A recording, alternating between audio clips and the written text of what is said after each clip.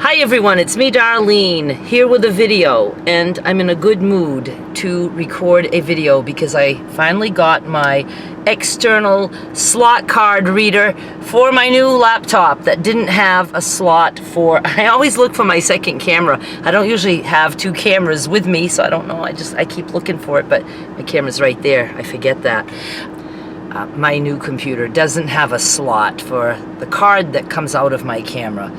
No slots for anything like that on my computer, so I needed an external slot thingy.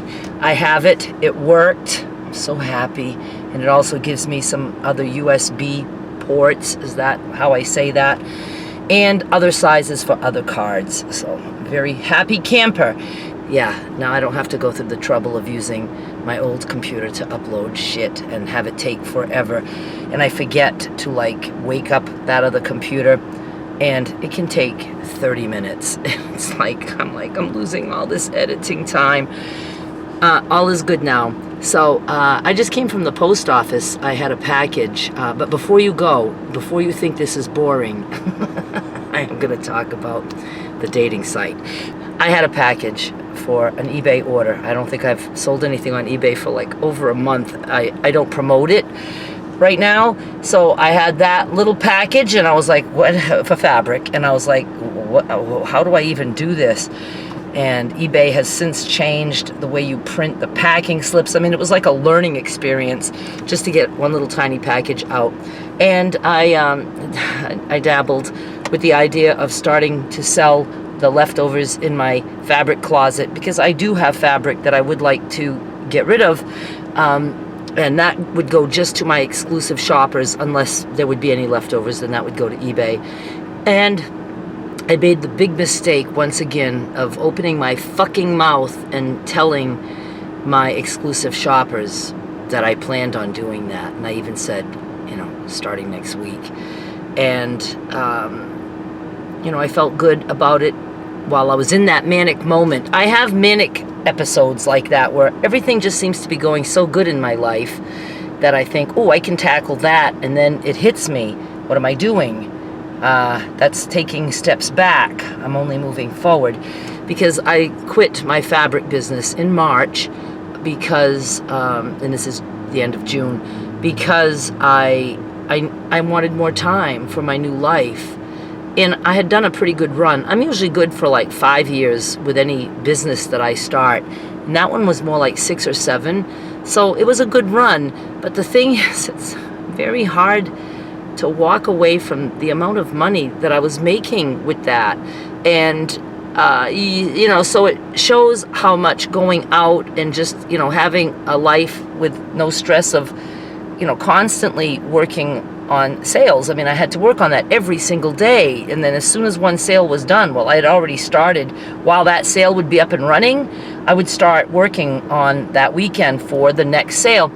It was a lot of work. I'd say at least 50 hours plus, if not more, and then I had all the shipping to do and all that, all by myself. So it was a lot of work, but you know, the money was very, very good, and I gave it up. I don't regret my decision, because I can't imagine having to do all that work and not being able to go out like I am going out now, or just, you know, other things. I'm not talking about just going out at night, but you know, just doing stuff during the day, going shopping, or just whatever.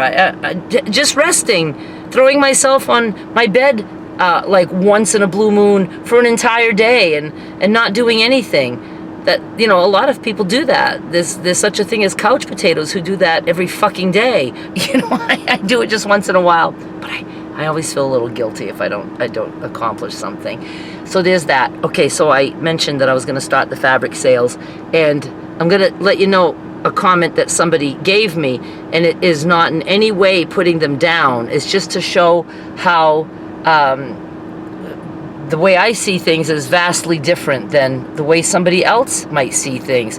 And the person said, because I was stressing, this is going to be tiny. I mean, I might like put some fat quarters that are already pre-cut, and maybe I only have 5 sets of those. I might do that and just that. So at the most, I'll have only 5 packages or less if somebody buys more than 1 set. You know, that kind of thing. And, I was just trying to do that one little step, and then somebody said, well, maybe you could just keep it down to once per week, and that fucking threw me for a loop. I was like, once a week? I'm thinking more like once a month. Now the pressure was on, and suddenly I recognized what I had said to those people as kind of bringing back a business that I didn't want to bring back. And now I'm on the opposite end. I'm seeing it as a monumental task. See, it's always like all or nothing with me. And I spent an entire day crying over my decision and over the fact that I knew I had to tell my peeps that I was backing out of this. And I knew that the only way I could eventually start that is I had to back out of it now to clear my head and feel okay. And then if I want to do it, I have to do it before I mention it. I've gone through shit like this before where I have to backtrack and then I feel like an ass.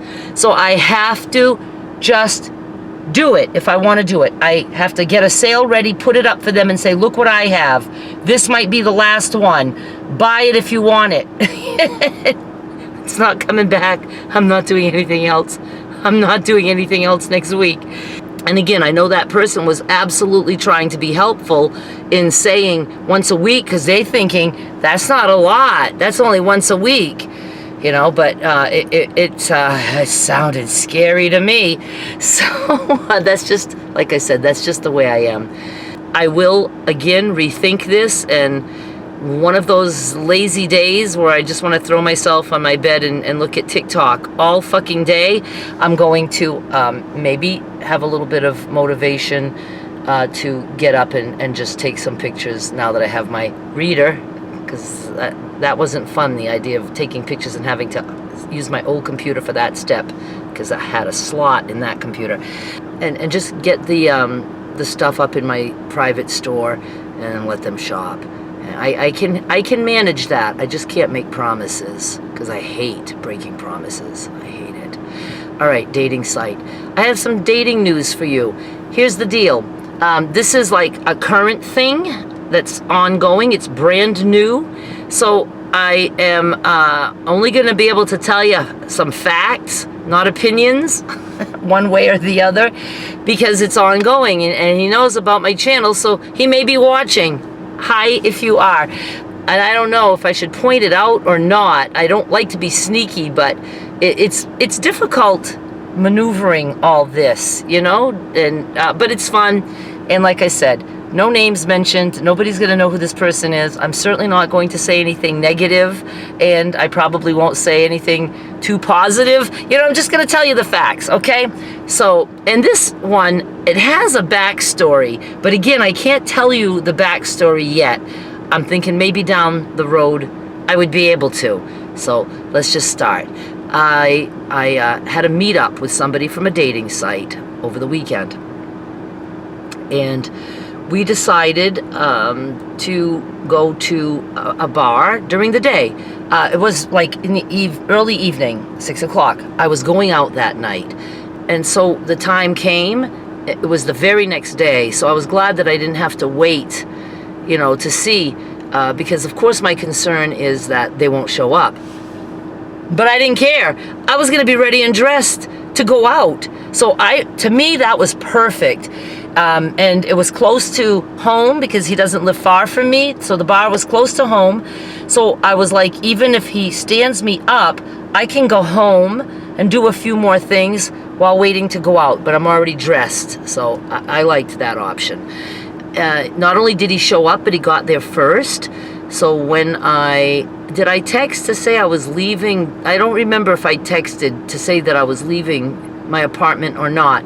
But when I got there, he had texted that he was just walking in. So I knew he was there first. And now I'm worried, will I know him? I don't want to go around to every table, because there was actually people there. Are you, so I went and I spotted him right away. He was at a table facing the door, so I was able to see him, and he smiled, and we had a nice time. We did, and I felt comfortable, and we talked, and at first it was fairly quiet. I think we might have been there for an hour and a half, if I remember right, because I know I had to keep looking because I needed to go to the other bar. It might have even been a little bit longer than that. But it was comfortable. I can only speak for myself, but I can also say that, to me, I think he looked fairly comfortable. So at the beginning, there was, I don't know if there was some background music, but we certainly could talk.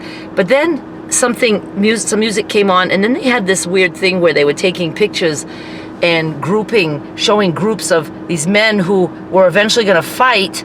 And we thought the fight was going to be there, but it ended up, the fight was, I don't know if it was at the Landers Center or whatever, but it was going to be for the next night.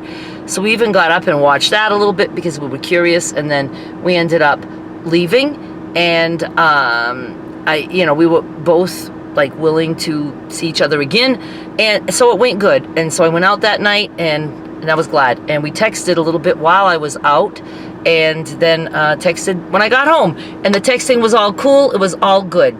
And then what's today? Today is a Tuesday. So is it? I'm all confused. Yes, right. That was all happening on a Friday, I believe. Friday night. What did I do Saturday night? I can't even keep track of the stuff I've done.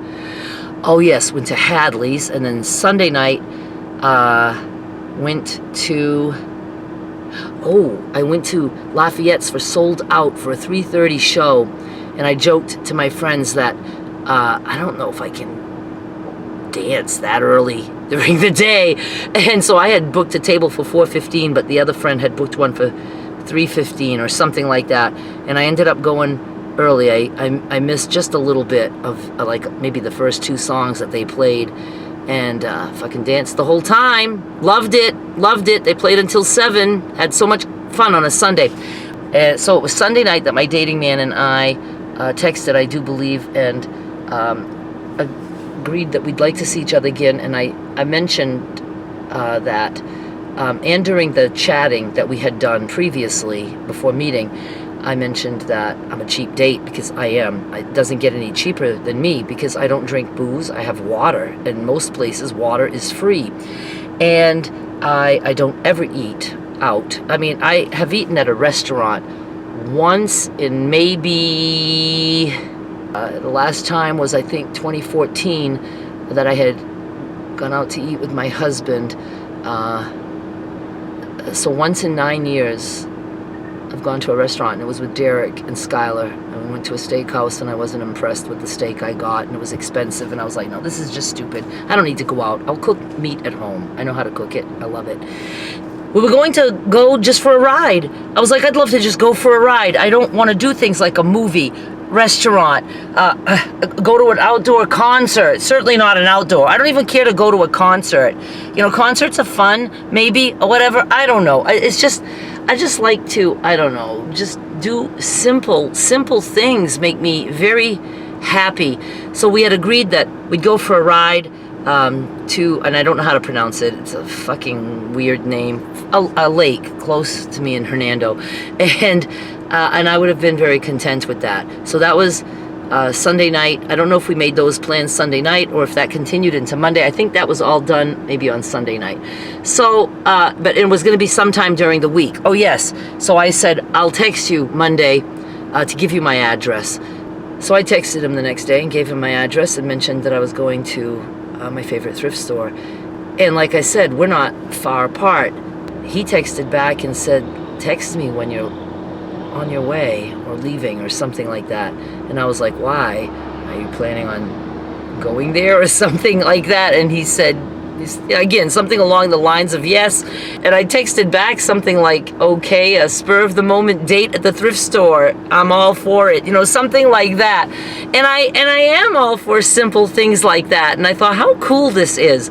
So I went to the thrift store, and he came in shortly after me, and we shopped around the thrift store.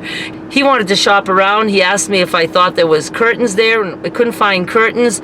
I swear there's a section. I swear I've seen the sign, but we ended up looking at like bedspreads and stuff, and he wanted some thick fabric to make some curtains for a little trailer, and he found something that he liked. I liked it, and you know, to me, this is a cool way to get to know somebody, because you're talking about stuff that you would never really talk about. Like if you meet for coffee or whatever, I don't know, you're getting maybe, you know, questions like, you know, how many brothers and sisters do you have? You know, that's all well and good, but to me at the beginning it makes sense to find out other little things. You can find out how many siblings they have and how dysfunctional their family was compared to your own. That can be later. I got to find out that this man is you know, what I consider crafty, and you know, and it was fun because I'm crafty too, and we were discussing the curtains and how that could be made. It's a fun date for me, and then we ended up going out for drinks. I had water, he had iced tea, and we sat, and I don't know, I'm sure we were there at least an hour there too, maybe an hour and a half, and you know, and you know, he was able to joke and say, gee, I wonder if I can cover this. It was like $3 and change for our drink date, and I had fun. And you know, he said he enjoyed himself too. So that's where we stand right now. You know, we talked while we were having water and tea about other things that we could do, and so you know, we had some things in mind. And at this point, I mean, I'm hoping we get to do those things. I'm willing. So anyway, I just wanted to fill you guys in. I'm sure I'll keep you updated along the way. And then, of course, if it all falls apart, then I'm going to fucking spew shit about it. No, I'm just kidding. I'm just kidding. Things fall apart for a lot of reasons. But, you know, I feel good on my end about seeing him again, and maybe a few more times.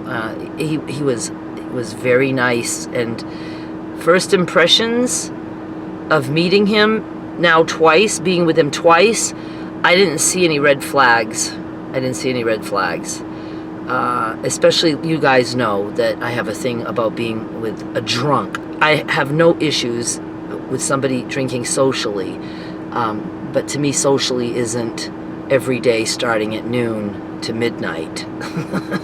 Nobody's that social. He had one beer at the bar when we met. Not to be, you know, overly personal, but I'm just saying this is what I witnessed, so I'm comfortable with all that. And then, you know, when we went out for drinks yesterday afternoon, he had iced tea. And it's funny because nobody here says iced tea, and my husband was from Houston. And in Maine, if you say tea, you're getting a cup of tea, a hot cup of tea. And that's what my husband did once. We went to Weathervane, and he said, I'll have tea. And they gave him fucking tea. He's like, what the fuck is this? I was like, you ordered tea. And I should have snapped that he wasn't going to get what he expected. So here people say tea, but I always say iced tea. Because in Maine, you have to say iced tea before tea, or you're going to get a cup of hot water and a tea bag. So he had tea, you know, and there was booze there. He could have had beer. So I'm happy to have this little update for you. And I am, of course, I asked you, I think maybe in my last video, if you guys want me to read some funny dating profiles.